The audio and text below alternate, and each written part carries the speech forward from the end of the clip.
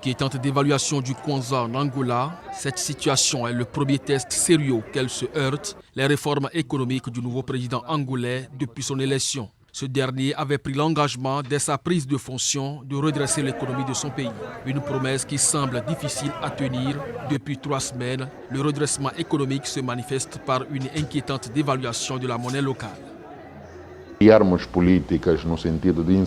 Il faut créer une politique afin d'augmenter la production des produits internes et ramener les investisseurs étrangers. C'est vrai aussi que les investisseurs, avec cette situation de la baisse de prix du pétrole et la réduction des réserves, ont une certaine réticence à venir puisqu'il y a aussi le problème de répartition des fonds.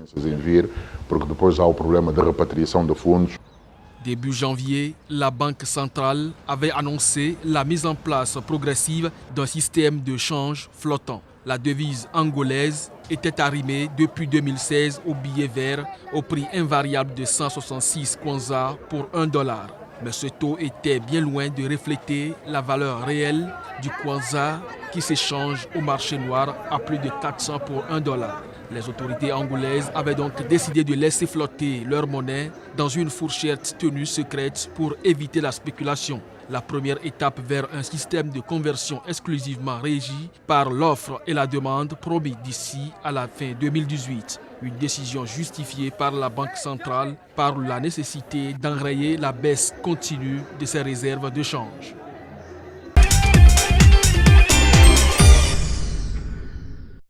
Classée pour la 2e année consécutive, la bourse la plus performante du continent, les chiffres clés de la bourse régionale des valeurs mobilières en 2017 sont marqués par 2 nouvelles introductions en bourse. NCA Banque Côte d'Ivoire et Ecobank Côte d'Ivoire, portant à 8 le nombre d'introductions sur les 4 dernières années. 9 augmentations de capital contre 2 en 2016 ont été enregistrées. Pour le volume des transactions, 217,77 millions de titres ont été échangés contre 194,828 millions en 2016. L'indice BRVM Composite a enregistré 243,06 points contre 292,17 points en 2016. Et l'indice BRVM 10 totalise 219,65 points contre 261,95 points en 2016. Pour la capitalisation boursière, le marché des actions enregistre 6 836 milliards de francs CFA contre 7 706 milliards de francs CFA en 2016. Quand le marché obligataire enregistre 2 970 milliards de francs CFA contre 2 509 milliards en 2016. La valeur des transactions est estimée à 267,6 milliards de francs CFA contre 409,26 milliards de francs CFA en 2016. Des informations qui ont été révélées à la presse ivoirienne et internationale à l'occasion de la présentation des activités 2017 du marché financier régional de l'UEMOA à Abidjan.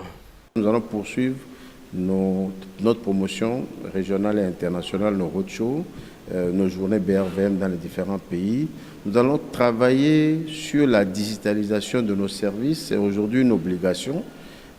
Tous les acteurs financiers doivent travailler à la digitalisation de leurs services puisque nos clients en face sont déjà digitalisés.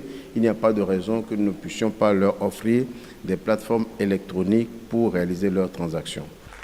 En 21 ans d'existence, la Bourse régionale des valeurs mobilières du l'UEMOA compte plus de 6 000 milliards de capitalisation sur le marché obligataire avec 45 sociétés cotées, dont 35 sociétés ivoiriennes.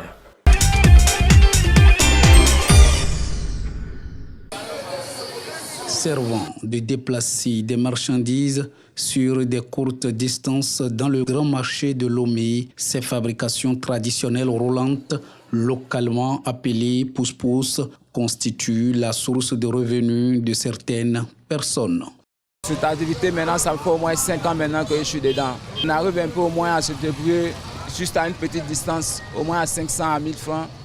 Et c'est ça qu'on peut au moins suivre un peu légèrement. Et souvent, il y a d'autres qui nous louent par jour à 500 et il y a d'autres aussi par semaine au moins à 2500 à 3000 francs.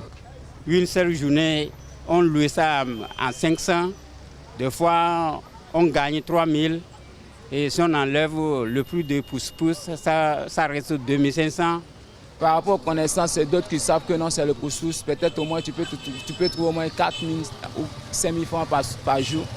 Et pour d'autres aussi qui viennent m'aider, ils viennent faire aussi avec moi, au moins à 2500 francs aussi par jour. Mais aujourd'hui, l'arrivée des tricycles motorisés dans le transport réduit le chiffre d'affaires des propriétaires et locataires des pousse-pousse. Maintenant, le marché n'est pas comme avant. C'est ça, je vous ai dit, maintenant, les motos à 3 ou 6 sont maintenant qu'ils en profitent beaucoup plus que nous. Parce que maintenant, à une distance telle que nous parcourons avant, au moins à 4 000, 5 000, et maintenant, c'est la moto. Et nous, au lieu de parcourir maintenant, tu es obligé de casser le prix à 2 000, à 2 500 francs pour pouvoir faire le travail. Dans les allées de ce marché, piétons, motocyclistes et autos disputent le passage avec ces pousse-pousse qui parfois créent du dommage à certains usagers. Et pour cause, les professionnels en font des chargements hors gabarit, comme celui-ci.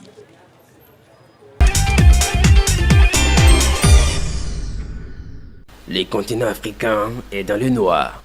Selon l'Organisation des Nations Unies pour le développement, plus de 620 millions d'Africains vivent aujourd'hui sans électricité. Et le continent africain présente un taux moyen d'électrification de 42%, soit le plus faible parmi les régions en développement. La coopération énergétique est fondamentale pour supporter le développement socio-économique de l'Afrique de l'Ouest. Il faut que les gouvernements travaillent très étroitement avec les investisseurs pour comprendre quels sont les défis et quelles sont les opportunités. Après la première édition tenue en janvier 2017 à Abidjan, la capitale économique ivoirienne a accueilli pour la seconde fois le sommet régional sur l'énergie. Ils sont venus de toute l'Afrique de l'Ouest pour discuter de la meilleure façon de trouver des investissements pour le développement de projets énergétiques. L'Afrique a d'énormes ressources et nous avons aussi une population jeune et dynamique. Donc le besoin, c'est de pouvoir en fait couvrir en électricité et cela permettra de créer des emplois et de développement industriel aussi, d'améliorer le développement industriel. Donc les besoins sont là, on doit aider nos jeunes, on doit pouvoir en fait avancer et cela ne se fait pas sans le secteur de l'énergie et ce qui part aussi avec l'industrialisation. Ce forum se veut une plateforme stratégique pour l'évolution du projet et le développement des partenariats. Les travaux de cette deuxième rencontre d'Abidjan ont porté sur les investissements potentiels dans le secteur du gaz dans l'ensemble de l'Afrique de l'Ouest. Avec pour thème principal l'intégration régionale en Afrique de l'Ouest, le sommet a rassemblé des ministres de l'énergie et des représentants des gouvernements de la CEDEAO. Pendant 2 jours à Abidjan, les participants ont passé en revue les résultats de la réunion de 2017 et ont émis des recommandations afin d'attirer des investisseurs mondiaux du secteur de l'énergie à l'idée de faire avancer les partenariats régionaux et les projets d'interconnexion.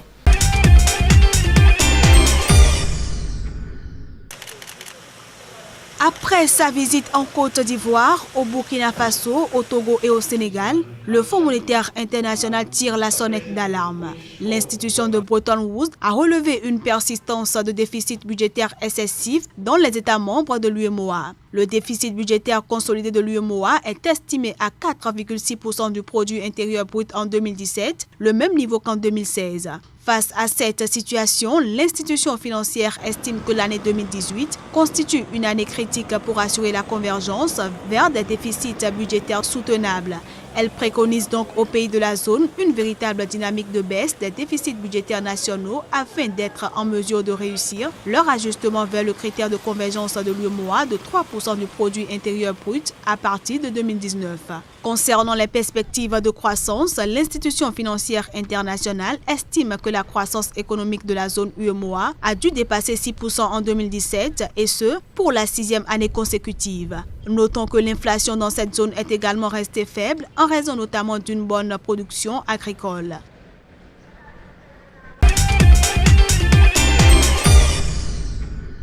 Voici le nouveau visage que le gouvernement ivoirien entend donner à l'industrialisation. Ici, une centaine d'entreprises sont déjà installées et d'autres ouvriront bientôt. Pour attirer des investisseurs sur cette zone industrielle, beaucoup d'efforts budgétaires ont été consentis par les autorités ivoiriennes.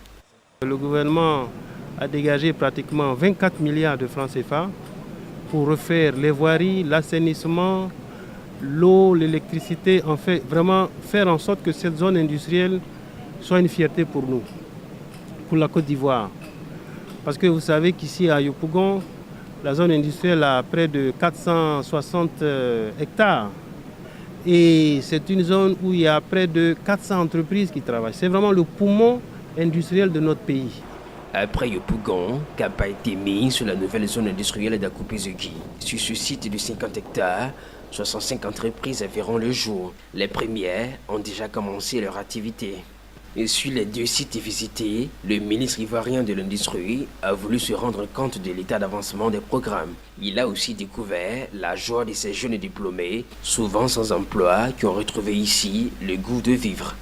Diplômé de Yamsoko, ça a été vraiment les premiers temps un peu difficile, comme tout jeune, nouveau dans le domaine professionnel, mais par la suite, par la grâce de Dieu, voilà, tout a été ouvert pour moi. Je suis machiniste. Et ma qualité, c'est machiniste industriel. Et aujourd'hui, je roule l'engin, comme on appelle le chariot lévateur. Disposer de zones industrielles opérationnelles et modernes au bénéfice des entreprises et des investisseurs locaux et étrangers en Côte d'Ivoire, c'est l'ambition du gouvernement ivoirien à travers la création de ces zones industrielles. Le pays en compte aujourd'hui 5. Dans la dynamique de croissance amorcée, les autorités ivoiriennes veulent créer davantage pour ne pas rater ce rendez-vous de 2020, année de l'émergence économique de la Côte d'Ivoire.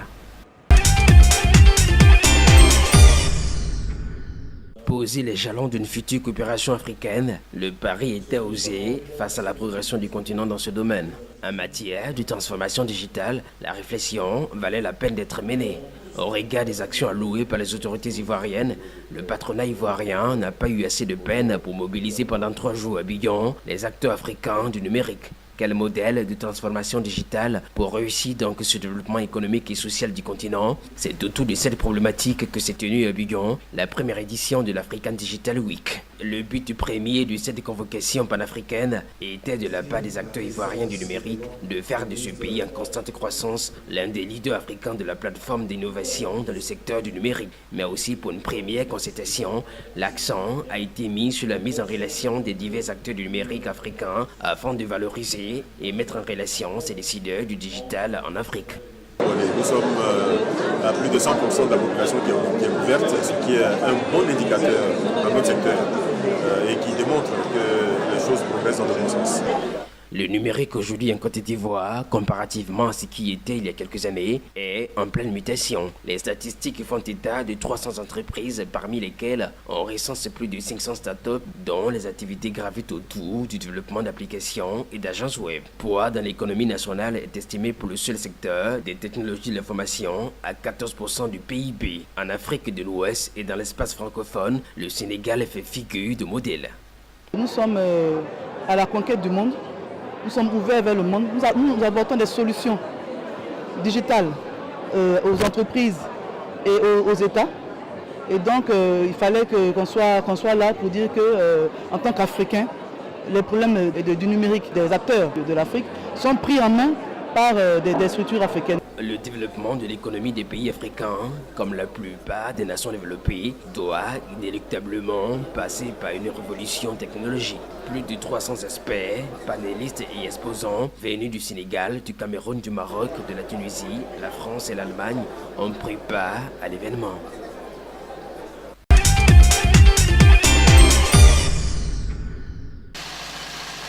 Si la production de pistaches a longtemps été un casse-tête pour ces acteurs, elle n'en est plus un aujourd'hui. Ils ont désormais à leur portée une unité de décortiquage de pistaches. Une innovation qui permet de décortiquer les pistaches à grande échelle et ce, en un temps record. Quelqu'un qui décortique le pistache à la main, pour produire 1 kg de pistache décortiqué, il lui faut un jour. Avec cette usine pilote, nous produisons 100 kg de pistaches par jour et on peut faire plus.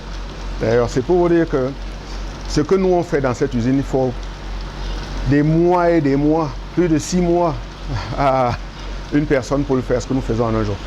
Un outil qui permet aux producteurs de gagner du temps et donc de faire plus de profit.